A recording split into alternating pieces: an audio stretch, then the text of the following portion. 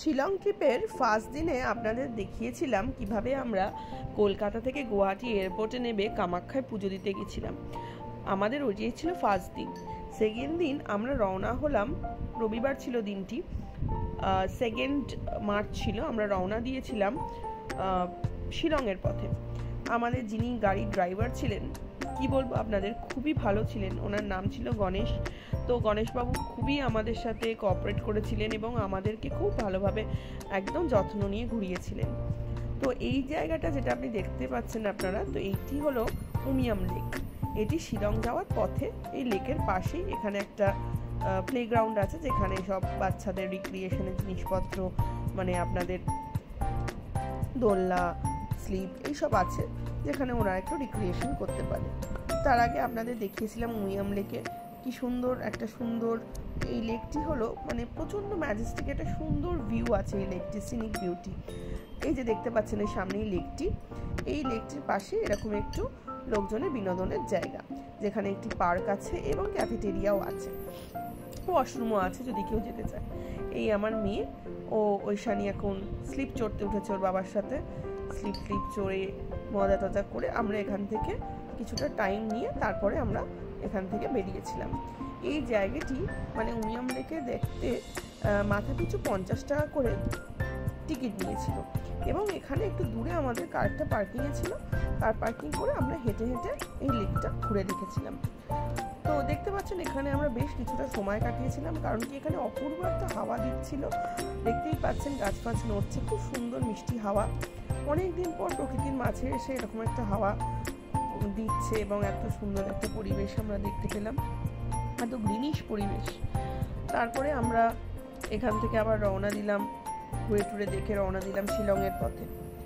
দেখতেই পাচ্ছেন এই শিলং যাওয়ার পথে, মানে আসাম থেকে শিলং যাওয়ার পথটা দুপাশে এই কনস্ট্রাকশন হচ্ছে, কারণ প্রচুর পাথর ফাথর আপনারা দেখতে পাচ্ছেন। রাস্তাঘাটও খুব ধুলো, কারণ কি এখানে কনস্ট্রাকশনের কাজ চলছে। এবার আস্তে আস্তে আমরা মেঘালয়ায় ঢুকে গেছি এবং মেঘালয়ায় শিলং যাওয়ার পথে আমাদের যেখানে স্টে ছিল, যেখানে আমাদের হোটেল নেওয়া ছিল, সেইটির ঢোকার আগে আমরা আগে ঠিক করলাম মেঘালয়ার চেরাপুঞ্জি ডিস্ট্রিক্টটা একটু ঘুরে দেখব, কারণ আমাদের হাতে আর সময় ছিল না।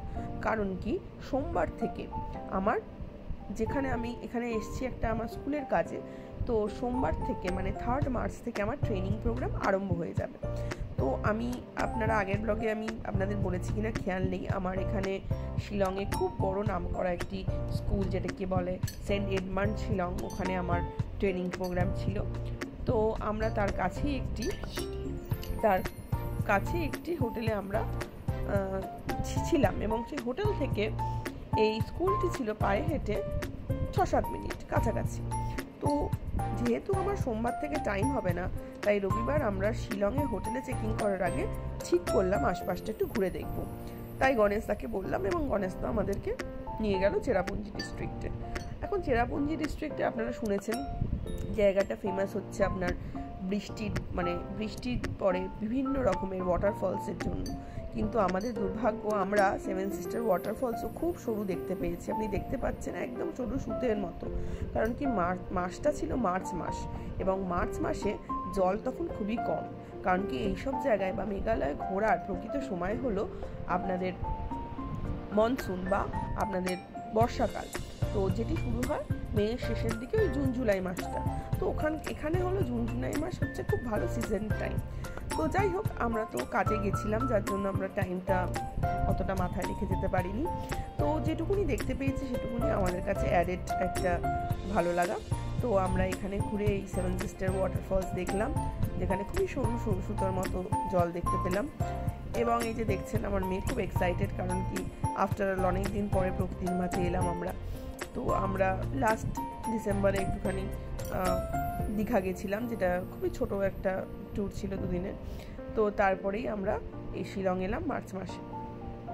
তো এখানে আমরা একটু কিছুক্ষণ সময় কাটিয়ে, ওই হয় না ট্যুরিস্ট স্পটে আপনারা জানেনই কিছু কিছু কেনাকাটির দোকানও থাকে ছোটোখাটো, তো সেখান থেকে আমরা, আর এখানে সব থেকে ভালো এইসব ফলসের জায়গায় বা এইসব মেঘালয়া বা যে কোনো আপনারা দেখবেন যে কোনো বড় পাহাড়ি জায়গায় স্পাইসেস খুব ভালো পাওয়া যায়। তো এখানে আপনাদের সামনাসামনি দোকানও ছিল যেখান থেকে আমরা একটু স্পাইসেস কিনলাম, যেরকম লবঙ্গ, তারপরে দারচিনি, এইসব এখানে খুব ভালো উৎপাদন হয়। এবার আমরা চললাম, আমরা যাচ্ছি এখন মহাসিংগ্রাম কেভে। এই দেখতে পাচ্ছেন শুরু হলো আমাদের জার্নি। এই এখন সিঁড়ি দিয়ে উঠবো, খুব এক্সাইটেড। আমি যদিও এর আগে অনেকগুলো কেভ ঘুরেছি, ঐশানীর এটা ফার্স্ট কেভ এক্সপেরিমেন্ট। তো দেখা যাক আমাদের এটা কিরকম লাগে। হ্যালো, একটু ঘুরে বলো তোমার কেমন লাগে। দেখা যাক কিরকম লাগে আমাদের। চললাম সিঁড়ি দিয়ে হেঁটে এই কেভের পথে, দেখতে পাচ্ছেন এখানে অনেক লোক দাঁড়িয়ে আছে, এবং গিয়ে দেখলাম ভেতরে কেভটি খুব সরু গর্ত দিয়ে ভেতরে ঢুকতে হবে, এবং বেশ টাফ এবং বেশ ডিফিকাল্ট একটি জব। কারণ আমার তো হাঁটুতে একটু ব্যথা আছে, তাছাড়া মেয়েও ছোট, কতটা যেতে পারবে বুঝতে পারছিলাম না। তাই এই কেভে ঢোকার একটা বিশাল আনন্দও ছিল, কারণ কি এটা আমার প্রথমবার নয়, আমি যদিও 2-3বার কেভে গেছি এর আগে। আমি ছোটবেলায় বাবা মার সাথে আরাকু ভ্যালি, বোরা কেভ এসব ঘোরা আমার, কিন্তু ঐশানীর এটা ফার্স্ট কেভে যাওয়া। তো একটু ভয়ে ভয়েই ঢুকলাম, কিন্তু পুরো ব্যাপারটা আমরা খুব সহজে ম্যানেজ করতে পেরেছিলাম। সরু সরু ছোট ছোট জায়গায়, আমি বলবো যাদের পায়ের খুব প্রবলেম তারা হয়তো এটা পারবেন না, হ্যাঁ, কিন্তু 1 ঘন্টা 45 মিনিটের এই জার্নিটা আমাদের খুবই ভালো ছিল। ভেতরে পরিমাণযুক্ত আলো ছিল, যথেষ্ট আলো ছিল, অন্ধকারের কোনো ব্যাপার ছিল না, কোনো রকম বিপদ আপদ ছিল না এখানে, পরিষ্কার রাস্তা।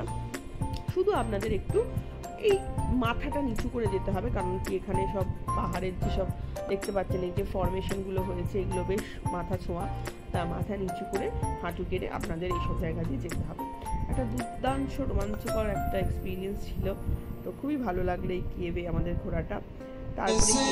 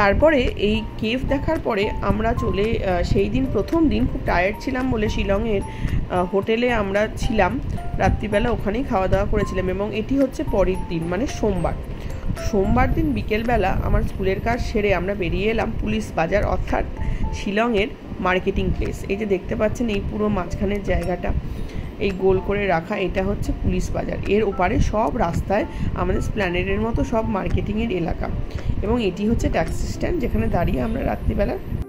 এবার সেকেন্ড দিন আমরা এই শিলংয়ে এই পুলিশ বাজারে ডিনার করে একটা সুন্দর চাইনিজ রেস্টুরেন্টে ডিনার করে ক্যাব ধরার জন্য দাঁড়িয়েছিলাম, এবং আমরা ক্যাব ধরে চলে গেলাম আমাদের হোটেলে।